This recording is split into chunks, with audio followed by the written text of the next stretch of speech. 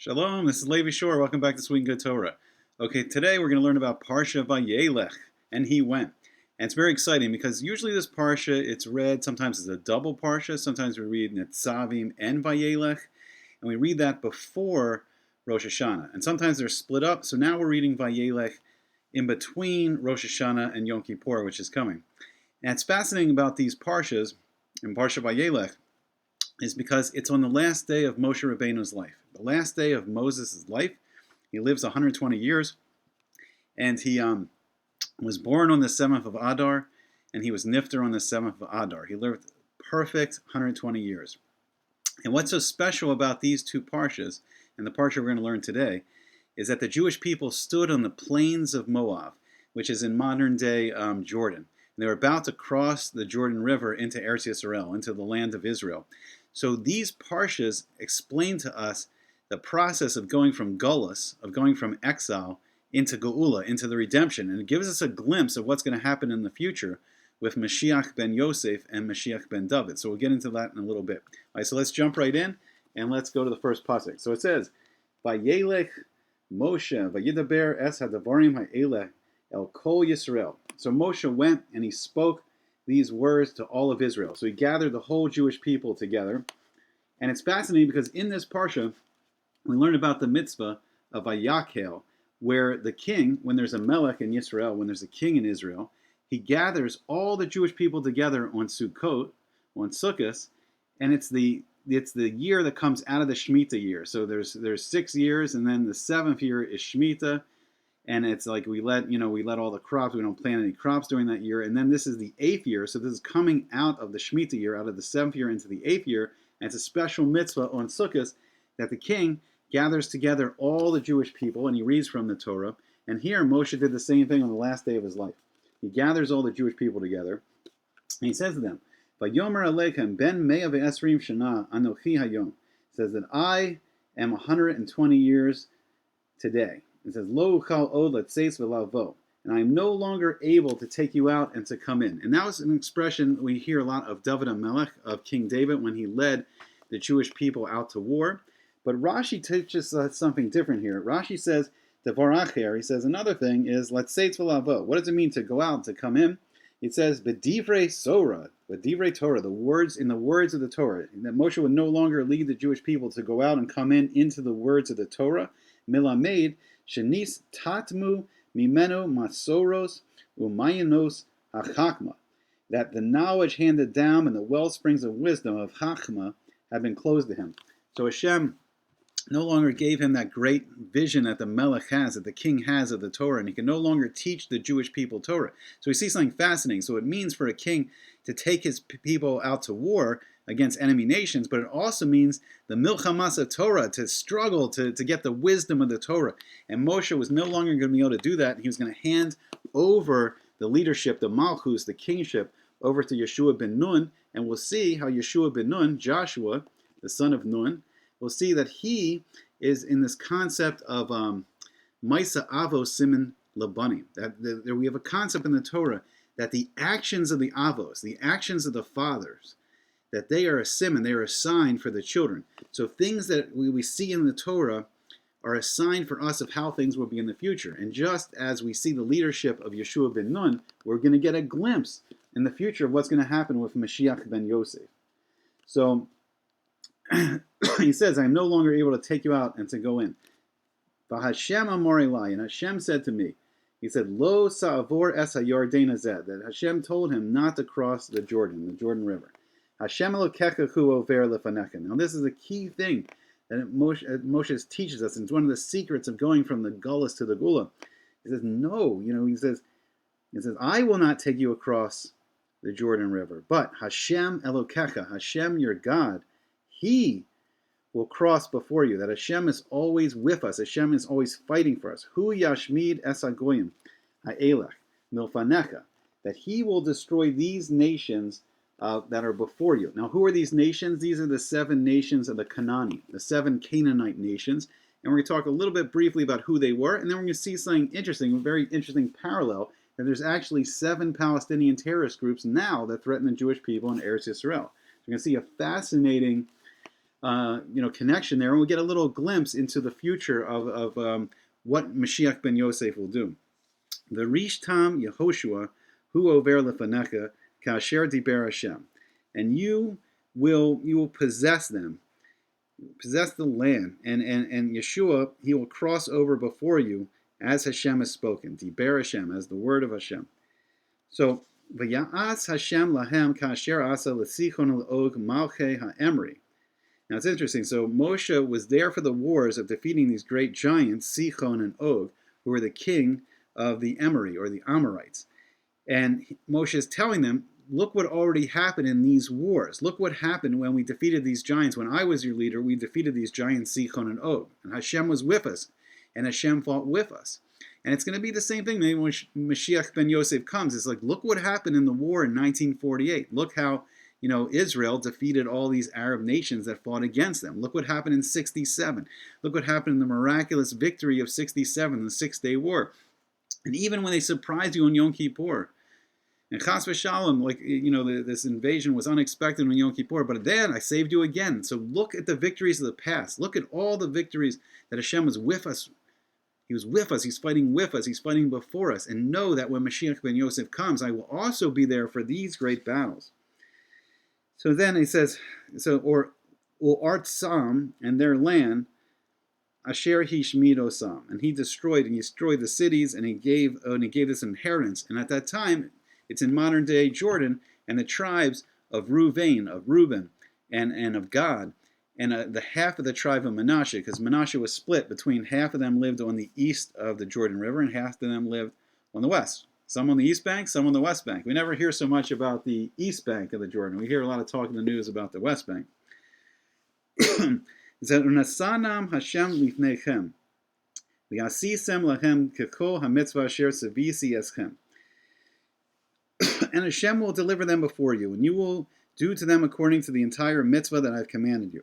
Now then, this is the key for going out of the Geulah into the Geulah. Hashem tells us, or Moshe is telling us at the time, but this is from Hashem. He says, Chizku, be strong, strengthen yourself in the learning of Torah. Ve'imsu, and be courageous in the doing of the mitzvos. Al tir'u, do not be afraid. Ve'al tar'artzu mifnechem, and do not be broken before them. Do not be broken by any nations that try to stand up against you.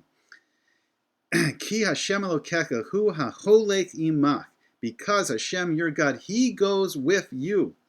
He goes with you. And we see again the word holech. This is the Parsha Vayeilech, and he went. And we see also, not only he's talking about Moshe going, but we see here that holech is also referring that Hashem is with us. Hashem is walking with us. Hashem has always been walking with us through 4,000 years of history. We've always been His people. He's always been our God. He's always with us. Lo yarpecha, and Hashem will not loosen His hold on you. Hashem will never let you go. No matter the claims of all these other nations that claim that they've been picked now. The sons of Esav claim that they are the chosen people now, and they have their own Torah. And the sons of Yishmael claim that they are the chosen people, and they have their own Torah. But Hashem will never let go of us. We are Hashem's people. Yarpecha. He'll never let go of you. V'lo ya'az veka. And I will never forsake you. I will never reject you. And Moshe is telling us that Hashem we will always be Hashem's people. Hashem will always fight before us against our enemies. So let's talk about a little bit about what's the Melech, what's the king, what's Mashiach ben Yosef, what's the Mashiach who's descended from Yosaif, from Joseph, and then after him will be the Mashiach ben David, the Mashiach the king, the anointed king who's descended from David HaMelech, from King David. So all throughout Jewish history, there's traditionally been three Shavatim, three of the tribes where our kings, our leaders have come from. So Moshe is the descendant of Levi. So he is from Shevet Levi. He's from the tribe of Levi. And out of Levi, we have, Moshe, who is the great teacher of our Torah. And then we have his brother, Aaron, and Aaron and his children become the Kohanim. And they serve as the priests in the Mishkan, in the moving, tabernacle in the Midbar, in the desert. And they serve as the priests in the Beis HaMikdash, in the first Beis HaMikdash, the first temple, the second temple, and Bezrat Hashem, may we see it soon, the third temple will be on the Har HaBayis, the Temple Mount in Yerushalayim. So Yaakov Avinu, so it's Abraham, his son Yitzhak, Isaac, and then his son Yaakov, Jacob. Now Jacob married two sisters, Rachel and Leah, Rachel and Leah. And from Rachel and Leah, from their sons becomes also the kings. So we see from Rachel, we see Yosaif, we see Joseph and Binyamin. So at first, when we were in Mitzrayim, when we were in Egypt, Joseph had the dream, and we see from Yosaif, we see at first his brothers reject him. He had this nevuah from Hashem. He had this dream that he was going to become king. He saw this dream that the sheaves of the wheat, the 11 sheaves of wheat would bow down to him. The rest of the tribes would bow down to him. But the brothers at first rejected him, and there's some kind of initial rejection of the Melech. And then, Joseph becomes king in Mitzrayim. Now we see it later when there's actually kings in Eretz Yisrael, when there's Jewish kings in Eretz Yisrael, there's this progression again. It starts with Rachel, it starts with the sons of Rachel, and then it goes to the sons of Leah. And it's very fascinating. So we see it first, Shmuel Hanavi, Samuel the prophet, he anoints Shmuel. He anoints Saul. Shaul, who's from Binyamin. So it's one of the sons of Rachel, one of the sons of Rachel. So the first king in Israel was from Rachel. So we see the king from Binyamin, from Benjamin, and it was Shaul, who was the first melech of the Jewish people. But then after that, we see the Malchus, we see the kingdom pass to David HaMelech, to King David, and he was from Yehuda. He was from the tribe of Judah, who was a son of Leah. So we see that there's a beginning to the kingship that starts, and it's going to be started with Moshiach ben Yosaif, and then it's going to be passed on to Moshiach ben David.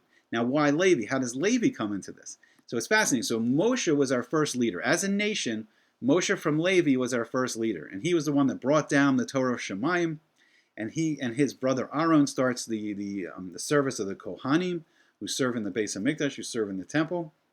We also see in Jewish history the famous war of Hanukkah against the Greek Empire, against the Syrian Greeks. And we see the Chashmonaim, the Maccabees, they were also from Levi. They were Kohanim. So we see that and they became kings. So we see kings from Levi. And here, so we have a progression of Levi, Moses, and he passes the Malchus on to Yeshoshua bin Nun. Now, what did Joshua do? So after the Sefer Torah ends, we start the rest of the Tanakh, and we go into the book of Yeshua. We go into the book of Joshua, and we see that Yeshua, he fights against 31 different kings, but they're divided into 7 different nations of the Canaanim. So who are the Canaanim? So the Canaanim were descended from Ham. So there's 3. This is getting very confusing. I'm sorry, but there was 3 sons of Noah. 3 sons of Noah, in the ark and all the animals. And he had 3 sons. Ham, who from him, his children became the African nations. Japheth, from him came the European nations and then the nations close to Europe. So you have, like, for instance, Persia was also descended from Japheth. And then you have Shem. Now, Shem's descendants became the Asian nations. Now, beyond the Asian nations, Abraham also came from Shem, and he started the Jewish people. So through Abraham, Yitzhak, and Yaakov, the Jewish people were founded. But Abraham married Hagar, who was an Egyptian princess. So she was from Ham. So Egypt was from Ham. Sorry, this is all getting a little convoluted, but we're getting there. And then there he had a son, Yishmael, who founded another powerful nation of the Arab nations. And then Yitzhak and Rivka, Isaac and Rebekah, the son of Abraham, they gave birth to Yaakov and Esav. Yaakov, Jacob, he goes on, he's also known as Yisrael, and he founds the Jewish people, and he has 12 sons that are the 12 tribes.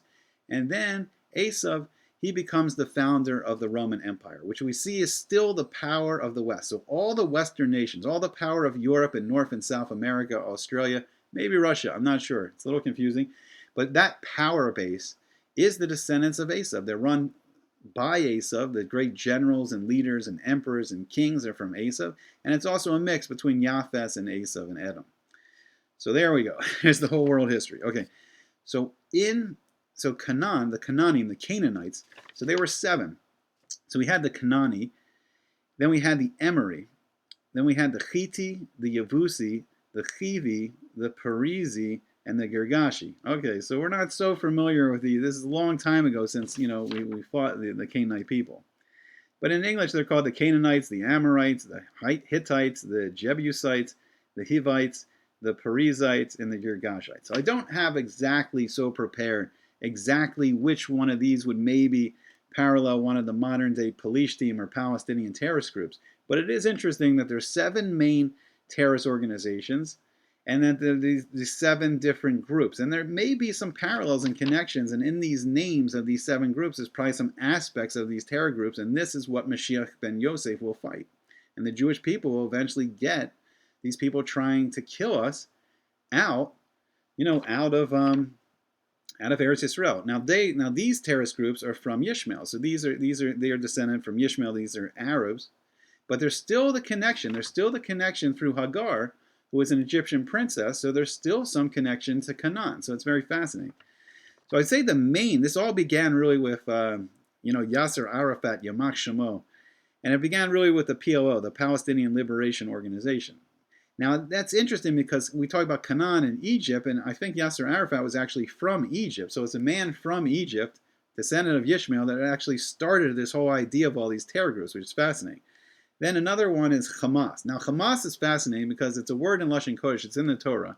Hamas means to steal by force. That sound familiar? Somebody trying to steal the land through force and terror? Hamas. And it's actually also interesting because in the book, in Parsha Noach, in the days of Noah, Hashem, the final straw that said Hashem's going to bring, that Hashem made Hashem want to bring the flood to the world, is Hamas. This is petty stealing of people from each other and violent stealing. And that was the final straw, when people would just steal from each other and there was no kindness and no community and no connection. So Hamas was the final straw of why Hashem sent the flood. And the Emory, I'm not quite sure about this, but the giants of Sichon and Og, I don't know. I mean, Hamas is also, I think they're funded through Iran, which is Paras, which is Persia. So all these connections, I'm not sure. So the Palestinian Islamic Jihad, another one. They're funded from Iran. They're funded from Persia. So then this one's fascinating because the Al-Aqsa Martyrs Brigade. So the Al-Aqsa is what they call the mosque on the Har HaBayis on the Temple Mount, and that's where actually was the palace of Shlomo HaMelech, of King Solomon. So King Solomon first built the Beis HaMikdash. He built the first temple, and then on the I guess let's see, it's the east west. So I think that would be the south side. On the south side is where that mosque is now, but that's where King Solomon's palace was. What's fascinating about that is there was one Canaanite group was in Jerusalem called the Yevusi, and they were specifically protecting the Jerusalem, and David HaMelech, he drove them out, destroyed them, got them out. So I mean, maybe, I don't know, since this Al-Aqsa Martyrs Brigade, they're specifically focused on the Temple Mount, maybe there's a little connection there. So then these ones are not as well known, but there's the DFLP, the Democratic Front for the Liberation of Palestine, and I think they're more democratic, and the police team are not so democratic. I don't know if you follow their elections, but not so democratic. Kind of have a little bit of a leader that's there for a long time. The PFLP, the Popular Front for the Liberation of Palestine, I think they're like communists or something. I don't know. And then there's a new one is a Harakat al-Sabirin, and they're also funded from Iran. I think they were founded recently, like 2014. Now what's fascinating is there was a group called the Girgashi, and they were one of the groups of the Canaan. I think they were driven out quickly, so it'll be interesting. So maybe when Moshiach ben Yosaif comes, we'll see them driven out, very quickly. So another thing, so in the Gemara Sanhedrin, so one key is what we can do to go from the Geulah to the Geulah. So Rav gives us a great hint here of how we can get out of the Geulah into the Geulah. So it's Sanhedrin, page 97b. So Amar Rav says, so Kulu Kol Hakitzim. So all of the Kates, now the Kates are the end times where Hashem has picked that if we reach this time, then I will bring the Geulah. But what's the key to these Katesim? Ve'ein hadavar taloi ela b'teshuva u'maisim tovim. So it's fascinating that we read these parshas right around Rosh Hashanah. this right now, Vayeilech, right before Yom Kippur, and this is the 10 days of the Teshuvah. This is the time where Hashem, we say the Melech is in the fields. The king is in the fields. He's there. He's not in his palace. He's not on his throne. He's there, right there on the street. We can walk out of our house. He's right there. Of course, Hashem's everywhere. He's infinite. He's always close. But we can find him. We can become closer to him in these 10 days of Teshuvah. And Teshuvah means to return, to feel bad about Averas, sins that have kept us distant from Hashem. And when we do Teshuvah, we want to get close to Hashem. We want to learn His Torah, do His mitzvos, do Teshuvah, get closer and closer like the old days with Moshe Rabbeinu, with Moses. We saw great miracles that Hashem performed for us. Great miracles that Hashem performed for Yeshoshua bin Nun when Hashem stopped the sun from setting, when Hashem split the Jordan River so we could cross. Great miracles of the splitting the Yam Suf with Moshe, splitting the Yam Suf, splitting the Red Sea. We want to be this close to Hashem. So instead of just getting attacked all the time, getting attacked by the anti-Semites, that we can finally have a melech, a king in Israel that will fight for us and bring us closer to Hashem and closer to His beautiful Torah and His mitzvos. And the way that Rav is teaching us is through Teshuvah, coming closer to Hashem, learning Torah, doing mitzvos, and Maisim Tovim. So important. Acts of kindness, acts of good. The world desperately needs kindness. It needs us to be kinder to ourselves, kinder to our wives and husbands, kinder to our children, kinder to our relatives, kinder to our parents, kinder to our friends.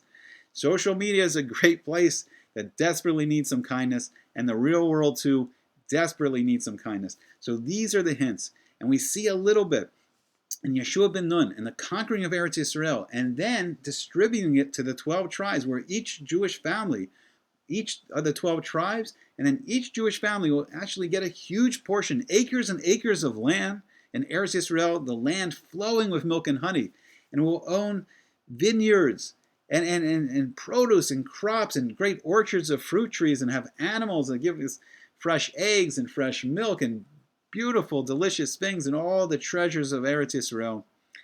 And we see a glimpse of it in this Parsha. We see a glimpse of it in Moshe handing over the crown to Yeshoshua bin Nun. And Bizrat Hashem, we see it quickly in our days, the coming of Moshiach. We don't know how it happened.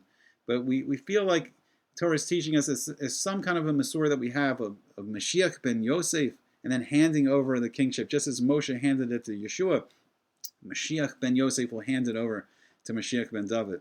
And may we see peace in the world, and may we see the nations finally beat their swords into plowshares and their spears into pruning hooks. Okay, a lot of stuff to take in. I hope everyone has a great 10 days of Teshuvah and Maisim Tovim, acts of kindness, and may everyone have kapara and be written in the book of life. Okay, hope to see you back again soon on Sweet and Good Torah.